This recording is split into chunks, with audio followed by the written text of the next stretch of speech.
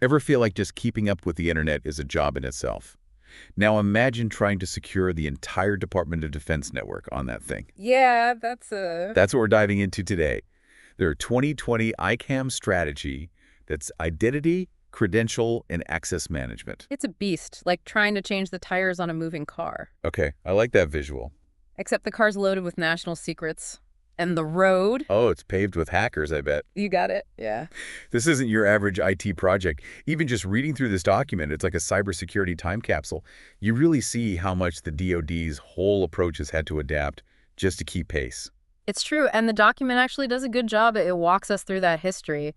Like, remember back when dial-up was like the cutting edge? DoD was right there on the front lines of network tech. They were. And they were doing things like PKI public key infrastructure, early days of that, and of course the TAC key, the common access card. I remember those days, Yeah. fumbling for that thing to log in. Exactly, and those systems were groundbreaking at the time. Like, they formed this bedrock of digital trust within the DoD. It did. But then the internet exploded. It did. And with it, the DoD's attack surface just exploded. I mean, we're talking millions of users, military personnel, contractors, retirees even, Wow. all needing access to some of the most sensitive information. Right. It's like the Wild West of early internet forums, but the stakes are national security.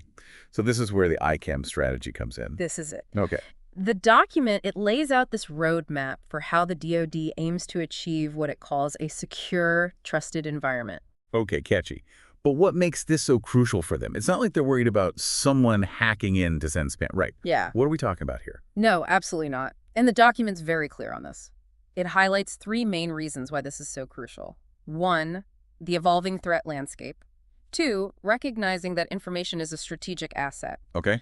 And three, this need to adapt to a world that is changing faster than ever. All right, so let's break those down. First up, the threat landscape. What are we even talking about here? So this isn't about, some teenagers in their basement anymore. Right. We are talking highly sophisticated adversaries, nation-state actors, cyber-criminal organizations. Right. These are people that are actively, constantly probing for weaknesses. And we've seen what those kinds of attacks can do even outside of the DoD. I mean, you think about all the data breaches we hear about, companies losing customer data, financial institutions getting targeted. It's scary stuff. It is scary stuff, and the DoD is a prime target. Which leads us to that second point, the fact that information is a strategic asset. That comes straight from the document, and they are very clear on this. DoD information, it's a valuable, valuable commodity. It is. Controlling access to that is absolutely paramount. Right, because it's not just about keeping secrets safe. We're talking about maintaining a strategic advantage on a global scale. Exactly, and this ties in directly, actually, to the 2018 National Defense Strategy. Okay. Remember, the NDS recognized that we're in a far more complex world, a far more volatile world. We are. And it called for the DoD to become more agile, more responsive, more lethal. So this ICAM strategy, it's not just about, cybersecurity in a vacuum, is it? It's not. It's about maintaining that strategic edge. Right. In a world that is changing faster than ever before. Right, because if you don't have a handle on your information, you're already behind. 100%. To achieve the goals that are laid out in the NDS, you need a fundamental shift in how you're managing and protecting information. Okay, so we've established the why the stakes are high. Very high.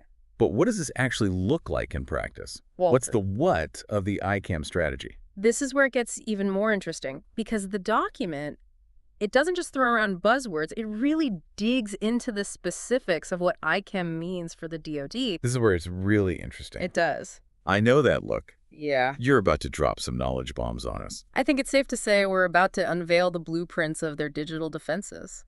Let's do it. And trust me, they've had to get creative. So we're talking about the what now? Yeah, the what? We've said, okay, the DoD's information environment is massive. Massive. The threats are evolving faster than ever. Every day. What's the plan? What are they actually doing about this? Well, picture this. Okay. You're trying to secure a house, right? But this house, it has millions of rooms. Millions of rooms. Each one with different levels of, sensitive information, right? Okay. Some rooms, you want those open to everyone. Yeah, like the kitchen. Exactly. Everybody's welcome. But then you got other rooms like the vault, where you keep the national secrets. That needs to be on lockdown. Right. Totally different level of security. Exactly. Okay, so it's not just about building a bigger wall around the whole house. Not at all. It's about controlling access to all these different rooms at a much more granular level. Precisely. And that is where this whole shift to a data-centric approach comes in. Okay. The ICAM strategy, it emphasizes securing the data itself. The data itself. Not just the perimeter. Not just the perimeter. Not the house, but what's in the rooms. So instead of just checking if you have a key to the house, they want to know which specific rooms you're allowed to go into. Exactly. Exactly. Yeah. It's about granting access based on your attributes, your role, your clearance level, the specific information you need to do your job.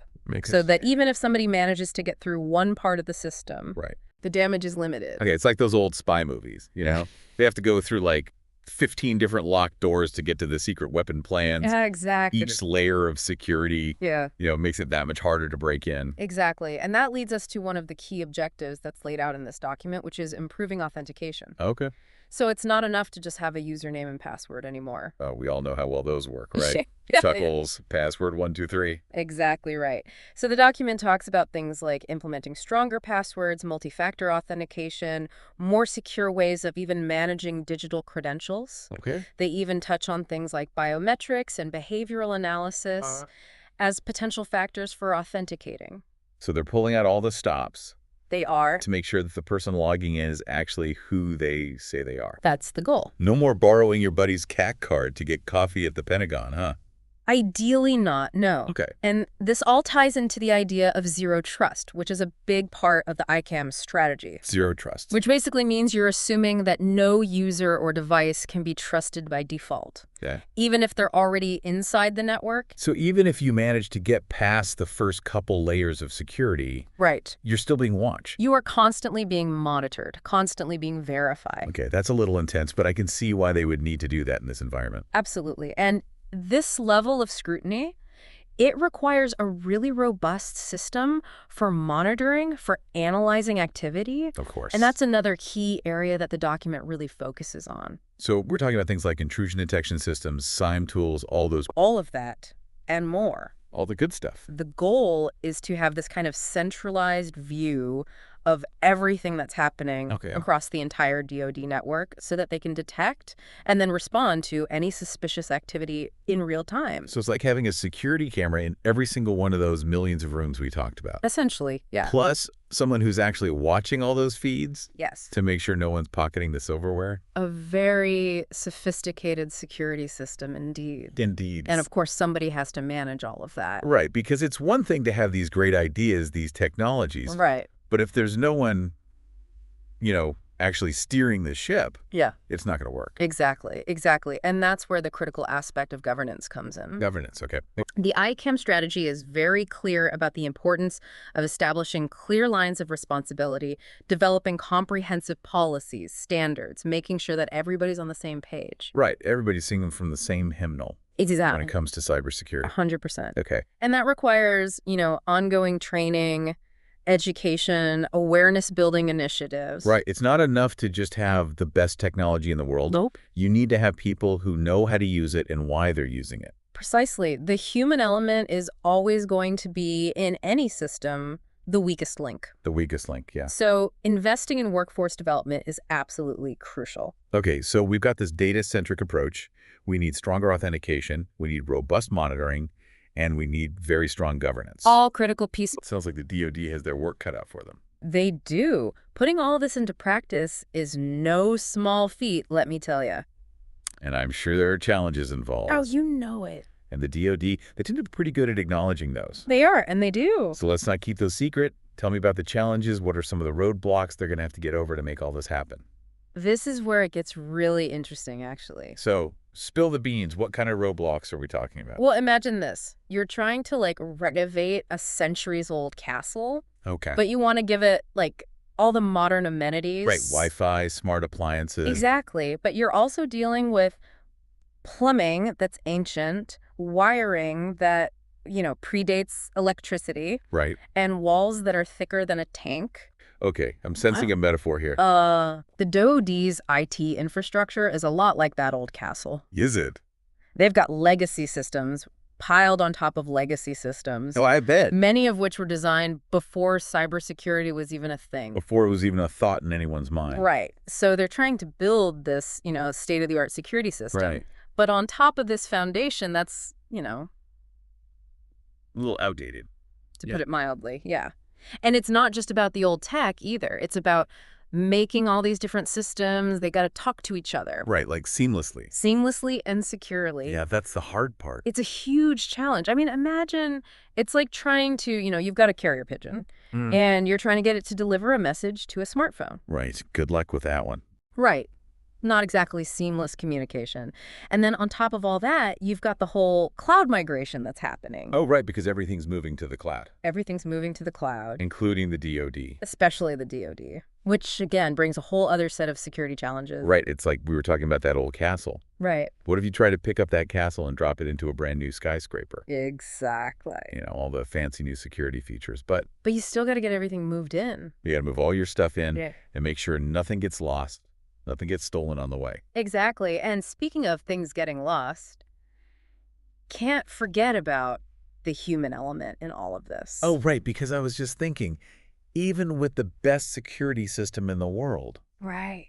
all it takes is one person to click on the wrong link. One phishing email, one weak password. There goes your whole security system. Exactly. The document, it really drives home this point training, workforce development, creating this whole culture of cybersecurity awareness. It's huge because it's not enough to just have the technology. Right. You need people who know what they're doing. You need people behind the wheel trained to use it effectively and who understand why they're doing what they're doing. Right, like we were talking about earlier, if you've got all those archers and they're all really good shots, Right. but they're all aiming at different targets, it's not going to do you much good. You're not going to hit anything. You got to have them all working together. Exactly. You need them trained, you need them communicating, focused on a common goal. Okay, so we've got the legacy systems, we've got this whole cloud migration happening, and this human element that never goes away. Never goes away. And through all of that, you're trying to stay ahead of these threats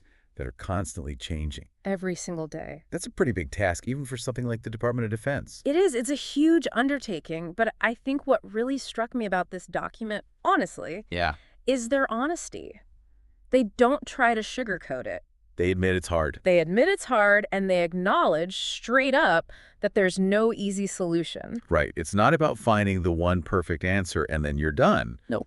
You're constantly got to be evolving, adapting. That's the name of the game, staying one step ahead. Stay one step ahead of the bad guys. Exactly. And I think that's where this whole ICAM strategy really shines. Okay, how so? It's not just some static document. It's a living thing. It's designed to evolve. That makes sense. It changes as the threat changes. So as we're wrapping up this deep dive into the DoD's ICAM strategy here, what are some of the key takeaways for our listeners?